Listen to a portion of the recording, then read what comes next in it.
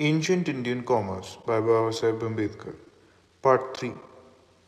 It is in the Orient, especially in these countries of old civilization, that we must look for industry and riches, for technical ability and artistic productions, as well as for intelligence and science, even before Constantine made it Rome the center of political power. Nay, all branches of learning were affected by the spirit of the Orient, which was her superior in extent and precision of its technical knowledge, as well as in the inventive genius and ability of its workmen.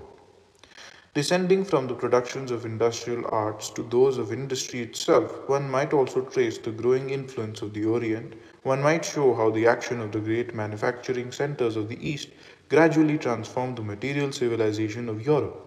One might point out how the introduction in Gaul of exotic point, patterns, and processes changed the old native industry and gave their products a perfection and a popularity hitherto unknown. From time immemorial up to the Industrial Revolution, the East enjoyed the preeminence of being the workshop of the world, and it is significant to note that she was busy in producing the wonderful and massive iron columns that attest to the mechanics and technique of the time when chipping a stone and making a hatchet was a superhuman task with the Western Neolith. Thus, the East gave impetus to the West. It is in the valley of the Nile, the Euphrates, the Yangtze, Kang, and the Indus that we first witness the misty dawn of civilization, the beginning of knowledge and of progress. To have caught the light from the east and reflected it with manifold luster on the west is the only work of Greece and of Rome.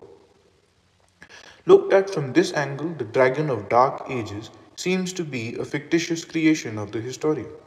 Were there any such dark ages in Europe? If so, when was there light? History does not disclose it. Whatever light or civilization there was confined to the eastern basin of the Mediterranean, being constantly fed by the Orient, barring which the entire continent of Europe was in barbarism till very late. The curve of European civilization, leaving aside the sources on which it is true, is constantly rising and in what the historian calls dark ages mark a point of civilization higher than the one reached by preceding centuries. The fiction of the Dark Ages arose from the fallacy of the thinking of whole of Europe in terms of Rome and only Rome. But nothing is more false than to think of the whole in terms of a part. To be true to the facts, the question of the Dark Ages has to be raised by the historian of the Orient. It is he who has to answer why this great fall after the high crest, why this sudden darkness after the dawn. It is lamentable to see that the earliest and most promising civilizations ran into a blind alley and were arrested all of a sudden when progress was most expected of them.